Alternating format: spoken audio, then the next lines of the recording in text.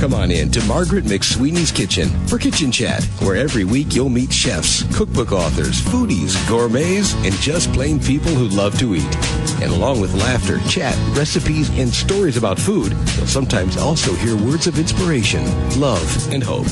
As Margaret always says, Kitchen Chat is food for the senses and food for the soul. So grab a cup of coffee, put your feet up on a comfy chair, and get ready to spend a little time with Margaret and her friends. Hello, dear foodie friends, and welcome to Kitchen Chat. I'm your host, Margaret McSweeney, and I'm so glad you're joining me here in the beautiful and award-winning Viking and La Cornue showroom at the Merchandise Mart. I'm here with one of my favorite friends and co-host, Chef Jaime Laurita. I am here. Who's also the brand ambassador for Viking, and we are so thrilled about today's guest. I have been wanting to feature him on Kitchen Chat for a long time. Someone who needs no introduction, Chef Abe Conlon, who is the executive chef and owner of Fat Rice, and congratulations on your James Beard Award this year. Thank you so much. Welcome to Kitchen Chat. I'm so stoked to be here. Thank you. Oh, well, this is just so exciting. We have so much to chat about. I know, Jaime, you have a lot of questions too, but I'd love to kind of set the table here and just get a sense of when and how your culinary journey began. And you're still so young and so not that young. Huge road ahead. Sure. I mean, my culinary journey started very young. I took an interest in cooking from my grandmothers. I was encouraged early on by my mother to cook at Boy Scouts. And I would get into like cooking competitions in my Boy Scout troops. Wow. And then I eventually went on to a high school that did academics one week, and then the shop the other week, and my shop was culinary. So half of the week, or for 1 week, I would serve in the dining room or cook in the kitchen, and then the other half I would go to my academic classes, so math and history, geography, etc. So what is your background? What is your background? So I'm Portuguese. I grew up in Boston. Follow Portuguese. Follow un pouco também. I grew up north of Boston in Lowell, Massachusetts, in a multicultural city, mainly 30% Southeast Asian population, Cambodian, Laotian, Vietnamese, but also we had Indian, Chinese, African, Brazilian, Portuguese, where my family's from. So I was exposed to many different cultures as a young child, and then as a young cook, and I always really kind of explored other cuisines other than my own, and then just went on and started cooking in the best kitchens that I could. It's only now, today, that I'm really exploring my Portuguese culture and global Portuguese food in general. Oh, and this is just so fascinating. You really tasted the palate of the world at a young age. Yes, very much so, yes. And so what do you remember as a child growing up in the multi-ethnic community of food? What would you eat? I distinctly remember going to school, and you'd have different kids from all over in one class, and I remember the Thai kids bringing me small candied, almost fermented pork sausages with whole pieces of garlic and whole pieces of chili on top of it. It looked like a candy, and I'd be like, "Oh, what's that?" Because it was bright pink from the nitrates or whatever in it, and they'd feed it to me. And I liked it. I liked spicy. I like those things. Or little small tinfoil of packets of shrimp paste that they would toast, or the parents would toast for them, and then they'd bring like a little bit of rice to school, and then put the shrimp paste on top of it. And I think that's one of my favorite ingredients now. But yeah, I was exposed to that early I on. think most kids don't have the same as Abe as a child, and myself as well. I love all those crazy flavors, even with sweet and candy mixed together. Oh yeah, there's a whole world of flavor out there. There is to be explored. And sure. Do you have a culinary degree? I do. And where did you go? I went to the Culinary Institute of America in Hyde Park. I graduated. I graduated in 01. 01. Yeah. So I've been on my own for a while. I kind of bounced around. I opened a restaurant in Dominican Republic shortly thereafter I graduated with some friends of friends. Went to D.C. with a former chef of mine and some of my friends. We opened hotel Monaco in downtown DC. And then, my life kind of took its own path. I found myself in Fredericksburg, Virginia, in the boyhood home of George Washington. They're running a fine dining restaurant called Augustine's. We received 4 diamonds from AAA, 3 stars from Mobile. This is before Michelin was there. I was quite young. I was 24, 25. So just to dial back, sorry. Yeah, sorry. I thought and why I asked him about the degree. As somebody who's relatively young in the business, do you think that somebody actually needs a degree to be in the food world these days? I think things are changing a lot. And for me, I was very lucky. I had great training from my chefs before culinary school, and because I did do that program in high school as well. So I was already on my way. For me, I think that what culinary school did is reaffirmed the things that I already knew, kind of solidified and it gave substance to the kind of small introductory things that I was doing and the theory behind cooking practices and everything. But also then there's the business aspect and, a broader spectrum, but I really think it's like anything. Culinary school is there. If you're going to put it into it, you're going to put something into it, you're going to get it. You're going to get it back. I have the same opinion. But if you go there, there's some kids that go to culinary school because it's their last chance before going to the military. Right. Right. So I know those kids. They were at, what was the name of that bar across the street? Augustine. That's true. But I really believe that it as is life. What you put into it is what you're going to get back. And I had amazing fellow students that were there with me that went on to do amazing things, and then you had people who didn't. And I think that's kind of how it is.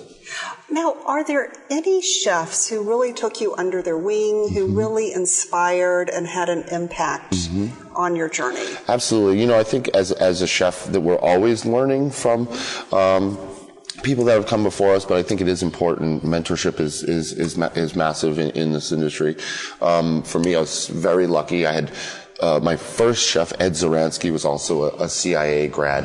And that was my first job when I was 16 to 18. And he taught me things like, basic things, but like how to make reduction sauces and how to make crab cakes and how to sear a steak properly, and then once I learned everything I could there, I moved on to a restaurant called Silks at the Stonehenge Inn in Tingsboro, Massachusetts. And my chef there was John Matheson. John Matheson was an amazing chef who came from New York. He worked under Greg Coons at L'Espinasse. And so in late 90s, 98, I was cooking incredible fine dining food with Indian nuances and Malaysian nuances and fresh herbs and local ingredients and, very much the things that we're talking about today, farm to table and properly raised animal practices and things like that. So I was very, very lucky early on to work with John, and he really took me under his wing and taught me really progressive techniques, classic techniques, and the people that he brought with him were also pretty internationally diverse. I worked with great chefs from France and Switzerland and Hungary and Turkey, all in this one place. One other chef in particular, Frank Giovannini, he runs the Bocuse d'Or Swiss team now, and he was John's sous chef back then. I mean, we're talking 20 years ago, but to this day, I've really, I still admire those chefs and say, wow, like, things have changed a lot since then, and there was that much apprenticeship mentality. I am, although you call me young, which I appreciate that, I feel that I'm one of the last of that kind of apprenticeship mentality, because things kind of have started to take a shift in the past 15 or so years as far as how people come up through the ranks and how long they stay at a place. Are these mentor chefs willing to take you under their wing and give you the time that you need to help you progress and to grow? Is it still that way, do you feel, in Europe with the apprenticeships? To be honest with you, I'm not sure. I've never necessarily cooked in Europe. I think it's more prevalent. I feel like in Europe they have, Margaret, like when I went through that whole stagiaire experience through Europe, I think in Europe it's kind of part of the program there every day that they have, apprentice and stagiaires in their kitchen. It's part of like the norm. Right. And that's just, there are, I still think that there are especially people that are in culinary school, the more education and the more information that other chefs, I always tell young chefs that if you don't travel, you're not going to grow. This is true. And you're not going to be able to have that sort of esoteric palate that you need to allow your palate to expand. The only way to really do that is to experience the culture hands-on and in there. I feel like in Europe it's more the norm to have those types of people working in the kitchen, and in America that's changed a bit. Yeah, I mean, that's changed a lot for a lot of reasons. I mean,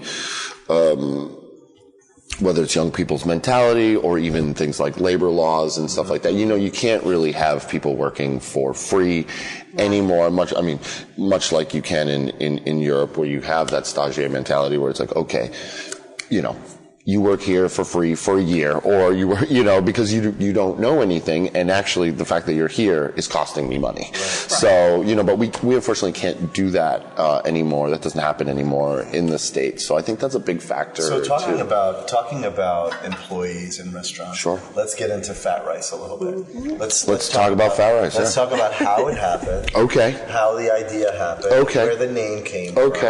And do you now, after winning such a prestigious award, how it feels to be that chef with that medal as opposed to what it felt like before? Sure. I mean, I think, in regards to fat rice, and the award and all, I never really expected that award, but I think it's great validation for myself and my business partner, my team, for all the hard work that has gone in. Who's your business? So my business partner, Adrienne Loh. So we started Fat Rice 6 years ago. We're going to be 6 years old on the 17th of November. So yeah, it's really, really exciting. So the way that Fat Rice started was before Fat Rice existed. Adrienne and I actually ran a supper club out of my house for 5 years. I got a different apartment every year so I could seat more people. At the end of it, I had a commercial space that was disguised as an antique store that sat 40 people. We served 3 to 4 dinners per week, 7 to 14 courses, never repeating a dish. Much in that, I was very inspired by Charlie Trotter early on, very much in that vein where he was always progressing and always growing. The other chef too that really inspired me was, and also in the Trotter lineage, is Norman Van Aken. Yes. So yeah, I worked for Norman in Miami early in the early 2000s, and it was amazing because it was kind of before he really kind of expanded and blew up, and at his flagship Norman's, and he was there and really took me under his wing and worked a lot with me. So when we were doing this supper club, X marks the spot. We would also do it in different locations, right? We had this very we might do it in a barn in the up north, or we would do it in a park or in somebody's gallery. Who would be the guests? Anybody, really. I think I heard about this. Yeah, anybody, this was really. a talked about thing. Yeah. So it was a good way, and a lot of restaurateurs and chefs have in Chicago in particular have got their start in this way, because it's an inexpensive way to kind of cook your food, expose it to people, and have like a relatively, you don't have a Yelp page where people are putting you on blast, but for me, I really want to try to produce restaurant quality food in an alternative space. It wasn't necessarily my home, it wasn't my home. It could, like we said, it could have been an art gallery. It could have been in a park or wherever. But the thing that after doing that for 5 years and doing over the 300 dinners with multiple courses and not repeating dishes, I had a multitude of dishes that I could use. And then when it came time, after some cease and desist letters from the from the condo associations in the city of Chicago. Said, okay, well maybe it's time to open a real restaurant. And that was difficult to pin, okay, what exactly do you want to do? What exactly style food do you want to cook? Because we had this repertoire of dishes. I mean, we do Lebanese nights. We do, because I go, what's Egyptian food? What is Egyptian food? Okay, so, and then, explore that. So the, large Middle Eastern community up there, go into those markets in the springtime, find the green almonds. Okay, and talk to the little ladies there or whoever's shopping. What do you do with the green almond? Okay, and then learn from them. And then really try to bring that back to the guests and say, this is what we learned, this is what we're making tonight. So having that repertoire of ingredients and knowledge, it was difficult to figure out what we were going to do.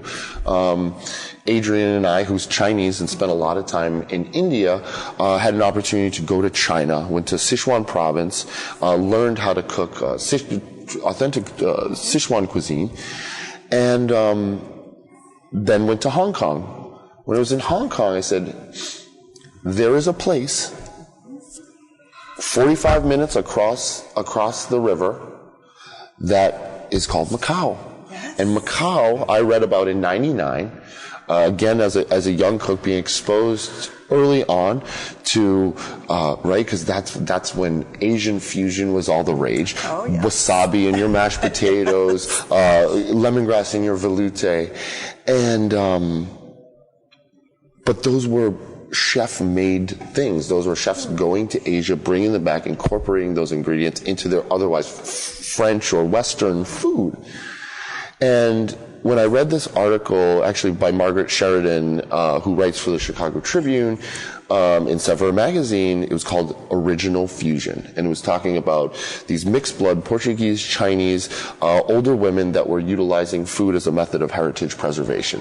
It was a mixture of Portuguese, Chinese, incorporating ingredients from India, Malaysia, Africa, pretty much kind of the whole world, everywhere that the Portuguese had been prior. And I was like, this is fascinating. It includes my culture and my culinary interest based on my upbringing. And when we were in Hong Kong, I said, we have to go at least check this out. So ended up going to Macau for 36 hours. Adrienne and I took the ferry over, kind of blasted around, ate as much stuff as we could. Of course, you have the things that Macau is famous for: pork chop sandwiches, which is a derivative of the Portuguese bifana. Yes. Pastel de nata, the Portuguese-style egg tart. But I, through reading that article, knew that there was a whole world of food that wasn't found in restaurants, and it wasn't found in the streets. It was found in people's homes. It's interesting you say that. I was in Macau one time on the Madonna tour. We went to, and we were in a casino. Mm-hmm. And I remember the buffet in the casino, coming down for breakfast, in the breakfast buffet. I was blown away by half of the things I didn't even know. Sure. But they really love their food. Oh yeah, big time. It was really one of the best, most memorable buffets. Mm-hmm. I mean, it was in one of the biggest casinos. Sure, but yeah. Casinos are, I mean, and they do an excellent job all across the board. But and for me, I actually, when Adrienne and I went to Macau, we actually stumbled upon a woman, Donna Ida de Jesus. She's now, I think, 103 years old. Macanese, mixed blood Portuguese, Chinese. And she runs a cafeteria called Rickshaw, which means rickshaw.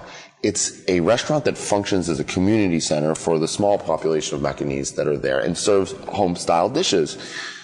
Actually, she was one in the magazine article that I read about 10 years prior, 11 years prior. The universe is crazy. Yeah, and I didn't actually realize until I got back. I opened the magazine. I was like, oh my God, I just met this person. Yeah, coming back, when we were transitioning from the supper club to the restaurant, what do we want to do? I want to cook some Portuguese food. I want to cook some Southeast Asian food. Adrienne's like, we should cook some Chinese food. We should cook some Indian food. And kept looking and racking our brain. What are we going to do? What are we going to do? And I kept going back to this book that Ida had given us that was a Macanese book and had all these unique dishes that, again, I hadn't necessarily been exposed to, but I knew of. And one dish kept coming across, arroz gordo, and literal translation, fat rice. And it was a large pot, like a pie, saved for family gatherings. It was this big platter of rice with beef and chicken and pork and sausage and eggs and croutons and all these textural elements. And I was like, yeah, no, you're like, who doesn't want this thing? And especially in Chicago, right? It's cold in the wintertime.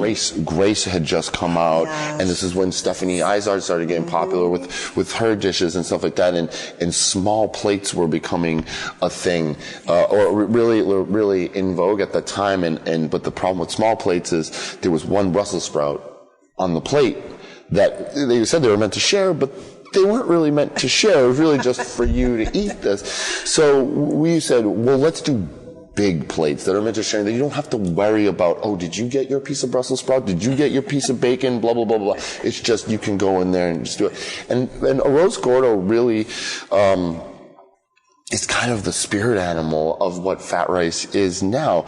It's this home-style dish that's hearty, satisfying, and has elements from multiple cultures across the globe, all in one, and it's a natural thing. It's not created by a chef. It's just created through family and tradition over time. And so, arroz gordo and fat rice, that's our signature dish at the restaurant. And the thing about the name is it really directly informs what we're trying to do. Again, home-style dishes, multicultures all coming into one. And then a symbol of abundance and generosity and hospitality that I think is really important and lost sometimes in the world of chefs, in the world of restaurants, and, because really it's all about, like, bringing people into our homes and making them feel comfortable and feeding them well, that's definitely evident when you go into fat rice. I remember the first time I went in, you get that feeling of I was very taken by how your kitchen is set up and so open, and you can see that there's a lot of energy coming from the kitchen. Very much. Yeah. And you could feel it. And as somebody that understands that and feels it, I remember my friends were actually telling me, I never told you this, that they were like, can you get your head out of the kitchen? Because I was just watching what was going on, and I didn't even know you at the time. But I remember it was Fat Rice just open, and the food was excellent, but it was something about the energy in the kitchen there. And I love how it all began with a home chef that you met in Macau, and I love too. I'm having flashbacks of Brazil and that whole feeling of saudade, missing and craving the homeland, and aproveite, where you just really enjoy and gather and experience that. But how did you get from Lowell, Massachusetts to Chicago? Why Chicago? What is that part of the journey? Question. That's a good question. Yes. So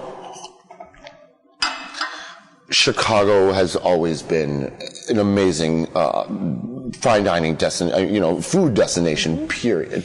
I was inspired early on by Charlie Trotter. My chefs when I was young were like, look at these books. This is, this person is doing amazing things. Rick Tramato, Gail Gand, Rick Bayless. I mean, these people that have been doing it for years here. And then in the, mid-aughts, that's when Chicago really flipped, and you had Grant with Trio, and then Alinea. And you had Omar with Omar, rest in peace, Omar Cantu with Moto, and Graham Elliott, who was doing crazy things at the Peninsula at the time, and Avenues, and it was just super progressive. And it was really when again, I think fine dining and chefs was really taking a turn. I mean, I remember being in Fredericksburg, Virginia, looking at food arts magazines and, opening and seeing kind of the crazy stuff that Grant and Omar were doing. And I was like, wow, like, I know so much, but then seeing those things, I was like, I don't know anything. You feel like you've achieved a certain level, and then somebody comes along and they're like, and you're like, oh man, like what have I been doing? So I was in Fredericksburg, Virginia. Again, it was great. I went. The owners there, they wanted accolades. They had this beautiful space, and they wanted the food to reflect the space. And we got our 4 diamonds, and we got our 3 stars, and all that. And then, but I was bored. I said, I got to go. I have to go learn from some of these chefs that are doing really amazing things. And Chicago had always been a draw. I happened to have a childhood friend who went to Columbia for graphic design and was working. Actually, he works for Let Us Entertain You, and he said, hey, I'm moving. I'm getting a bigger apartment. Why don't you come down to Chicago? And and just and I was like, okay.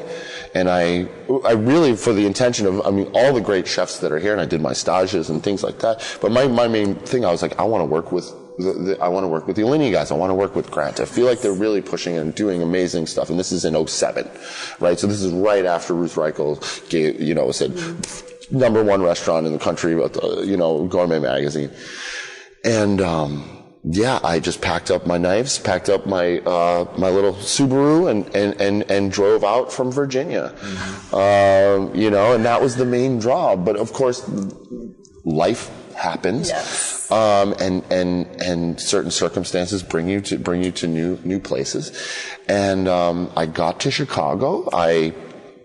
With all the intentions of, okay, I'm going to get settled, then I'm going to explore the city, I'm going to do little stages, and then I'm going to go, and then I'm going to go stage at Alinea and see if I can get a job. And this was actually, so I kind of spent maybe a little too much time exploring the city, 2 weeks or so, and ended up spending too much money and then becoming broke. And I was like, okay, I'm ready to go get a job now. And I called Alinea and I said, hey, I'd love to come in for a stage, blah, blah, blah. They're like, great. Come back in 2 weeks because we're going on vacation, because that's right when Grant got tongue cancer. Oh, yes. Right? Yes. So then they were going through all that, and then they were taking a break. And I was like, 2 weeks. I was like, oh man. And then 2 weeks after that, I'm not going to get paid. So I was like, because, chefs in this world, we work very hard. Unfortunately, we at that level too, you don't really make any money. So, those things are changing. I'm working on progressing that, and hopefully those things are changing. But, I messed around for too long, and then circumstances, happened, and I said, I need a job now. Mm-hmm. I ended up walking into Whole Foods Market where my former boss, because before Virginia I worked in the beer, wine, and cheese department in Georgetown. I wanted to learn about cheese, I wanted to learn about beer, I wanted to learn about wine.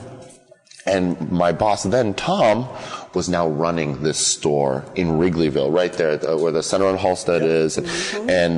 And it was like 1 block away from my house. I walked in, I said, is Tom here? I'd love to say hi, blah, blah, blah. I was at the customer service desk, like, okay, give him the office code and send him up. I was like, office, I've already got office clearance? Okay. Yeah, the office clearance. Yeah. I don't have a job yet. Punch it in, open the door. Hey, Tom, how you doing? He's like, oh, well, hey, I got a job for you. I was like, I didn't come here to work at a grocery store.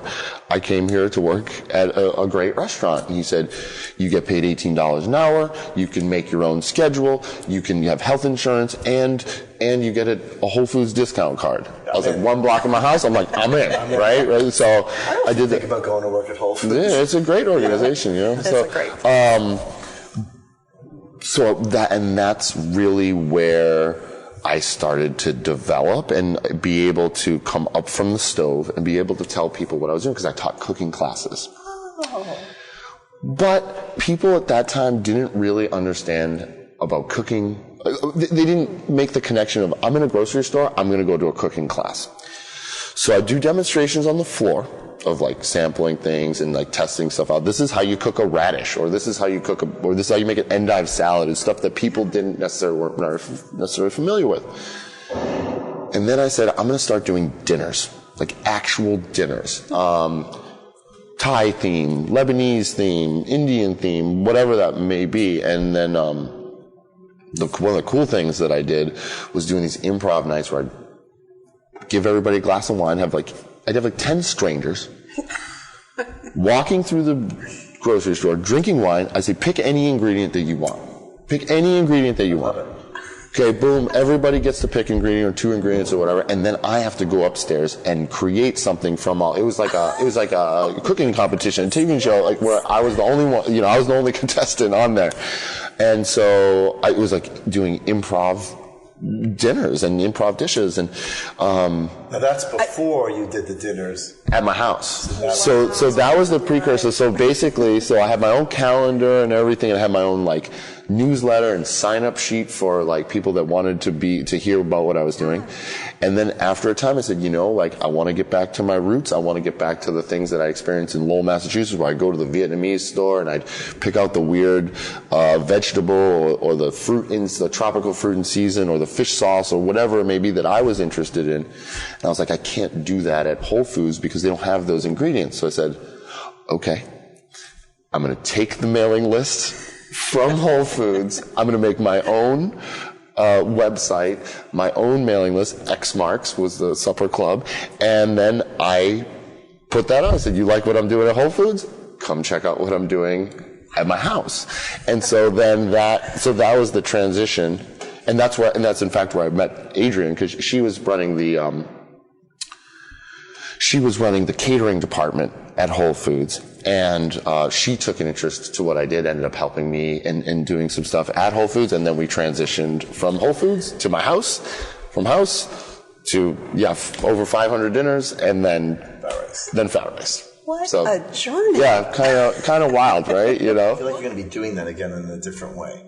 Okay, yeah. I mean, I think in a way because you're like, for me, first of all, I want to say, is that it in Chicago? Mm-hmm. I mean, Chicago's the kind of place, first of all, I love the food, the chef community in Chicago. Yeah, no, great community. Everyone is super supportive. Really. I see you and some of your chef friends like Mindy Siegel.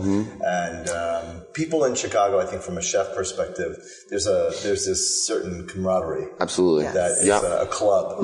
They all understand each other's pain. Yeah, no, definitely. And pleasure. Yeah, definitely. And, and I think more so than other cities. Exactly. I mean, very much. I mean, I just spent 3 months in New York doing a pop-up there, at the Chef's Club.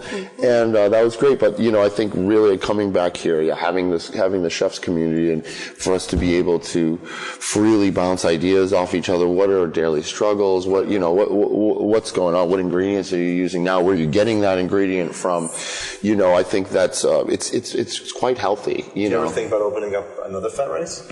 I think about opening up all kinds of Fat Rices. Well, the thing. You should open one up. I'm going to say right here. You need to open one up in Bucktown. I mean, I love Bucktown actually. I mean, I really do. Bucktown is. You know what I think Bucktown is starving for? Just a really good. I don't know if this is Fat Rice, but I think Bucktown needs a proper Chinese restaurant. Sure. Yeah. I mean, and that's the thing about. There isn't one. That is surprising. There isn't one. That's the thing about Fat Rice. It is evolving, although it being this unique blend of Portuguese and Chinese from Macau. Yes. Now I'm looking at where did this all come from, right? So I look at the Portuguese Malaysian community in Malacca, Malaysia. I look at the Eurasian community in Singapore, Goa, India, even places like Mozambique, Angola, and Africa, and Cabo Verde, and where my family is from, São Miguel and Madeira, Portugal. So I'm taking a more of like a global perspective on it, although we did start out with the cuisine of Macau. That was kind of the end point for the Portuguese travelers and traders and the mixed blood families that all kind of gravitated towards Macau. But then it's like, okay, well, where did this all come from and how did this start? So now, like when I was in New York and doing the pop-up there, I definitely did more stuff from my family's heritage. Did my grandfather's style of octopus cooked with like cinnamon and chili and red wine. Did some different like African dishes or Brazilian dishes, Malaysian dishes. I even did some dishes from like Nagasaki, Japan, which was where the Portuguese landed 500 years ago, where they introduced things like castella, which is like a pound cake or tempura even. Yes. which comes from temperar or tempero, which is like to fry, or tempura, which is like the time in which you don't eat meat around certain holidays. So it's taking I'm taking a larger look at it, so I could make multiple fat rices that have multiple different menus, and that's kind of what the Fat Rice Project is now. Still working with home chefs and heritage chefs that are again utilizing food as a method of heritage preservation, and that have these crazy unique combinations that I'm, as a chef, you talked about being able to travel and having that kind of global palate to expand yourself so you can differentiate yourself from others. So I do think about it a lot, and I do like Bucktown. Needs. You are still on a culinary journey. Big time. And I love Big this. Time. And I love the ingredients you're introducing as well. I mean, on your menu, and I don't think a lot of people are aware of tamarind. Sure. Could you? Yeah. And I actually bought those are those dried pods, yes, right? Yeah. And they're supposed to be really healthy and everything for you. But can you enlighten the viewers and listeners about tamarind? Sure. Yeah. And what you do with tamarind? Tamarind is an amazing ingredient, and we use a lot of it at Fat Rice. I mean, it's a fruit, kind of similar. I don't know if you crossed a large fava bean that grows from a tree and a date or something like that, right? Because it has this husk on the outside. It looks almost like a large broad bean, but inside is this sour, gooey brown paste that has these nuts and these seeds inside of it. I'll tell you, the raw pod is not an easy thing to work with. I mean, generally we get a small package of where the husk has been all peeled off and it's kind of compressed, and then but what you do is you take it and you kind of mash it up in water, and it creates this pulp, if you will, that is nice and zippy and sour and adds great acidity to dishes. The most probably familiar dish that people would have it in that is a pad thai.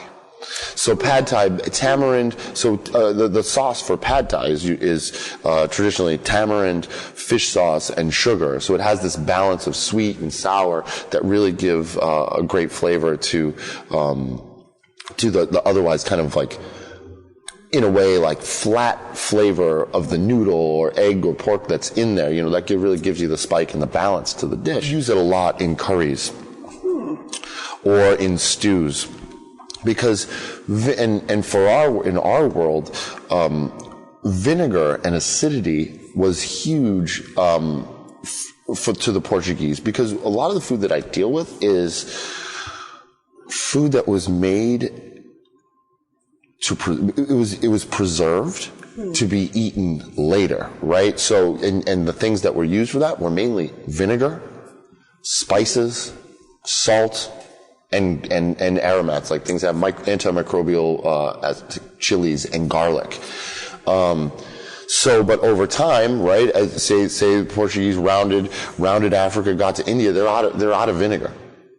So they need another acidic component to use, and that, you know, they found that in India, and then incorporated that into some of their dishes. There's like a great dish from Macau, and it has these lineages back to other places, but it's called puerco, balishang, tamarindo. So that means pork with shrimp paste and tamarind. So that's a stewed dish where you marinate the pork, you cook it, you add the tamarind, and this is a thing that if you have enough acidity and enough salt in it, you know, we've changed that over time because of refrigeration, but that's something that can be stored and last. Wow. Kind of indefinitely. You guys are getting, hopefully you're getting what I'm getting. Not only does he have like incredible amounts of energy and passion and is articulate in many different ways. Oh my goodness. No, it's true. I got to say that you, Kitchen Chat thus far, with the interviews that we've had here in our Viking La Cornue Showroom, and I want to talk to you a little bit about our brand. You're definitely super passionate. Do you ever see yourself, I mean, I see you doing some sort of a travel TV show? Well, I have that radio face, so I don't know. You're the radio face. You're like a rock and roll, kind of a rocker nerd. Yeah, I'm a rocker nerd. That's a good one. Yeah, rocker nerd. I love a rocker nerd, by the way. That you're so passionate. I mean, from winning the James Beard Award, now people are looking at you and your brand and your restaurant right now. Is there some secret little desire that you want to do in the food world? Is there something that you want to talk about maybe in the future? Well, I don't have any necessarily specific plans, but now and doing this travel and going to these places, and I go to these very small communities that are equally, as if not more passionate about what they do.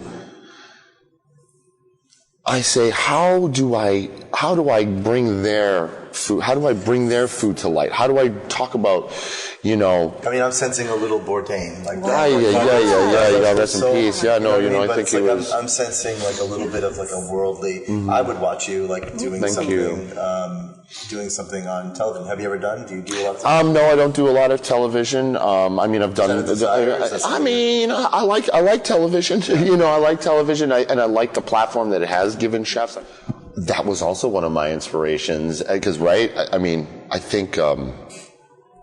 Did Food Network just celebrate 25 years or something like that, And I remember when that came out and seeing Emerald on TV going, Julia and Yan Can Cook and, and Jacques Pepin and these amazing chefs were on TV, and that was early inspiration. Then when Food Network started, it's like, wow, there's a whole other way of gaining information, and really that's what it is about chefs, is gaining that information. And I feel like now it's great that you're mentioning all these great chefs too, because back then they were highlighting the chef, and those chefs became celebrities, and then those guys are on like this panel of 10, and it's different now. The celebrity chef tag is different now. Yeah. Celebrity food, celebrity ingredients. Right. The James Beard Awards has in my opinion, if you don't have a James Beard Award, that's just my opinion. I think giving the James Beard Awards to chefs that are so passionate about food, right?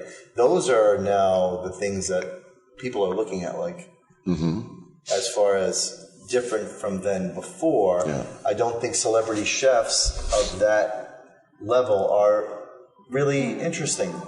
Yeah, I think it's more about the passion of your flavor and your food. Right. Exactly. And I think people like you're saying, Bourdain and Andrew Zimmern and these people have introduced the world to cuisines that they might not otherwise be exposed to, or travel, or culture, and all these things. And I think that's really what we, as a society, are really interested in, right? You want to say, oh, I've been to Vietnam. I've sat on that little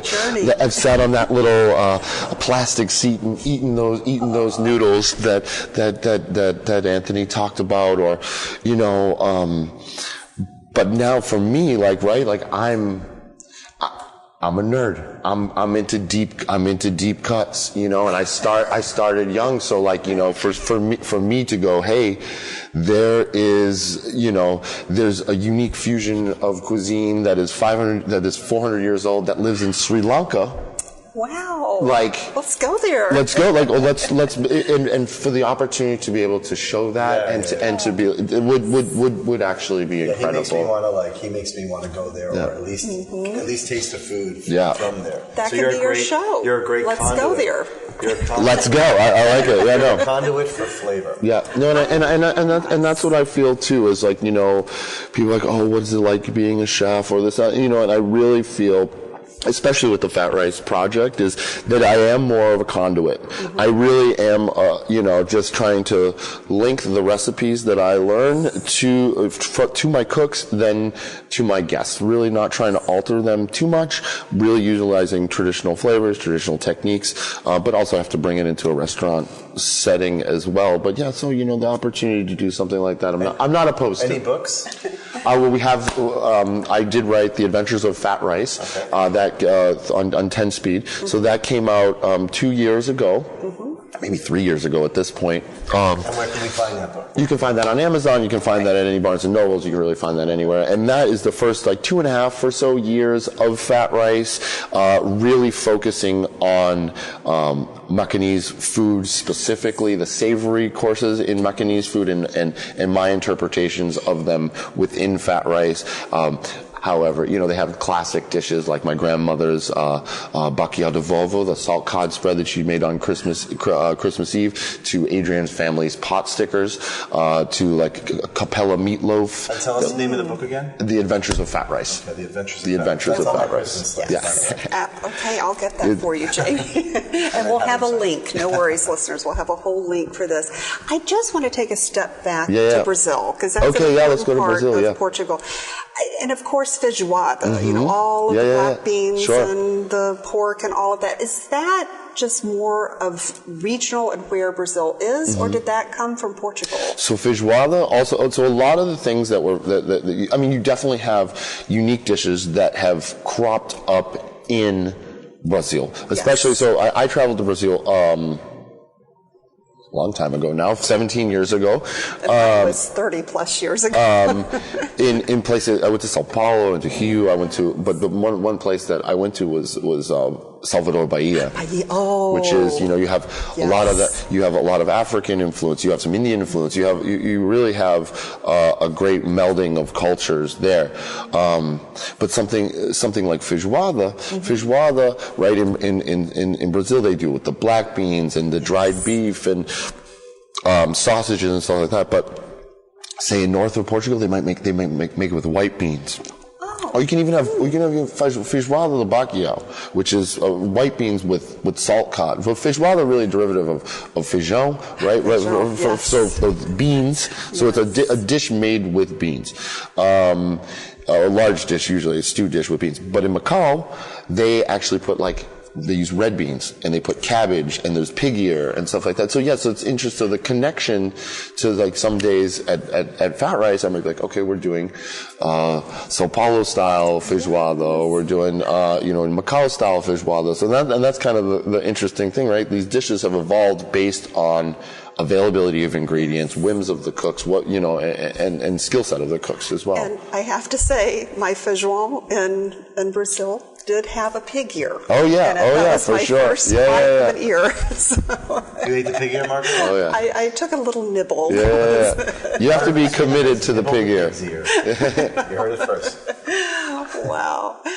And I know you wanted to talk about the brand and everything. Yeah, I know you have a relationship with our brand. Yeah. We are the family behind Middleby, and I know you have equipment in your restaurant that you use from the Middleby Corporation. Yeah, absolutely. It's pretty exciting to see the evolution since in our showroom the Middleby Corporation has purchased Viking and La Cornue, and that the quality has upped its game tremendously. Exactly. Well, and for me, Middleby was always on the forefront of having the highest quality kitchen equipment for commercial kitchen equipment, with Jade and which is an amazing brand which we have in the restaurant now. But when they took over Viking, I think really put that emphasis on high quality,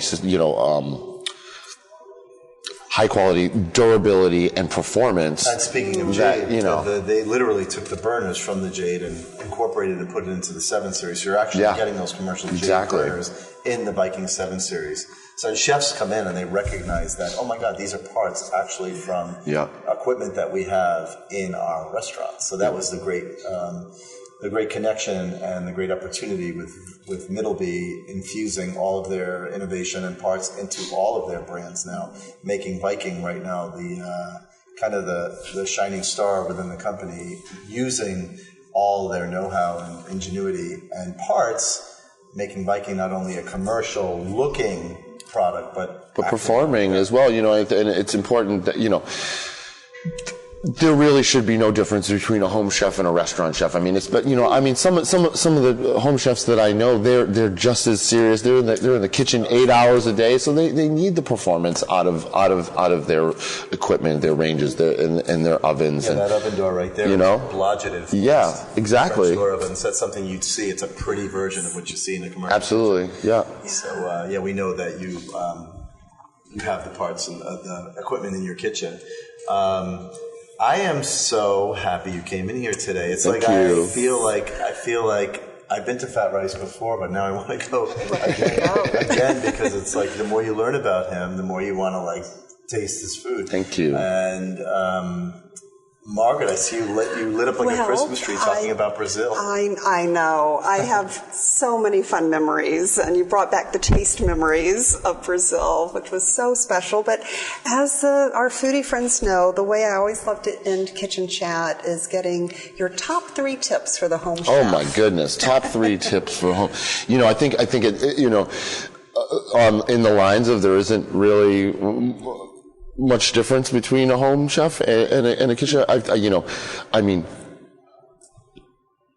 buy high quality tools, equipment, knives. Always have a sharp knife. Always have a good solid cutting board to cut on, and understand your space. If you need to have That's a new one. room, Understand your space. understand your space. Where are you? How do you That's your t-shirt. I want to get a t-shirt that says understand your space. How do I get the onion from the cutting board to the pan? Safely without. Do I cut over here? Do I cut over here? Etc. I think lists are keeping organized is so important, especially if you it depends. Are you cooking for your family, or you're cooking for for a large group of people?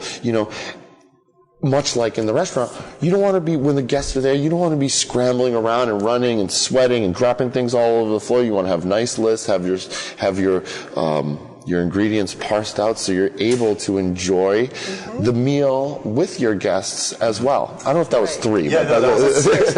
but also, that was 6. Yeah. And they were 6 good ones. Our listeners are, multi-dimensional. There's lots of different people listening. There are people that are parents of children that are wanting to get into the culinary world, and there are actual people that are thinking about getting into the culinary business. From I don't want to say a positive and negative, but can you say something to that listener that about being in the business? Sure. I think, food is a beautiful thing. Food and eating and cooking, it's a method of self-expression that I think people are drawn to. Obviously, we as humans, we have to eat, and most of us like to eat good tasting food. And creativity and all that is meant to be pursued. And I think with the parents of children that are into cooking, allow your children to be able to explore, and then fortify by giving them the tools that they need to grow and experience. With all the while understanding that the restaurant business is one of the most difficult businesses that there is, and there's so many factors that people are really unaware of when it comes to cooking, because you have this idealist, oh my God, I make the best meatballs, I make the best pizza, I make the best whatever it is, I want to share this with the public. But if you don't have a business mind and you don't have the education and you don't have the training, then you're ultimately going to fall flat. So I think it's, one thing I always do is I always say yes. I always say yes to opportunities. I always keep open, and I'm always trying to push myself to learn and to grow. Not necessarily about ingredients, but about business and about really about everything involved in the restaurant. So I think it's important that people keep an open mind when it comes to the people that are around them or themselves that are interested in cooking and in the restaurant business. But yeah, it's a tough one. Go get an education first, and then get good training, then go to culinary school, or go work in the best restaurants that you possibly can, and bring back that apprenticeship mentality that we've lost over time. And I think really, and finding these chefs and these people that will take you under your wing and really help you to get to where you want to be. Wow. Wow. What a kitchen chat. Thank you Thank so you much. so much. This is my pleasure. Abe Conlon, and thank you as always, Chef Jaime Laurita. Just sitting here. Thank you, dear foodie friends, for joining me on this culinary journey. I hope you'll go see Chef Abe Conlon at Fat Rice. I'll make sure I leave a link to the restaurant and to his book. And of course, come visit Chef Jaime Laurita here in the Viking and La Cornue showroom at the Merchandise Mart. And I hope you'll visit me in my kitchen, kitchenchat.info, and also visit Jamie at thevikinglife.com. That's another great resource, especially with recipes and everything. But thank you again, and always remember to take a moment and savor the day. Thank you for joining us today. If you're interested in Margaret's books, A Mother's Heart Knows, Pearl Girls Encountering Grit, Experiencing Grace, and Go Back and Be Happy, please just click on the covers on the webtalkradio.net page in front of you. Margaret would love to connect with you and hear from you, so join her on Twitter, Facebook, her blog, or click on this website to leave a note and share a recipe. Thank you again, and we'll see you here again for a new show next week.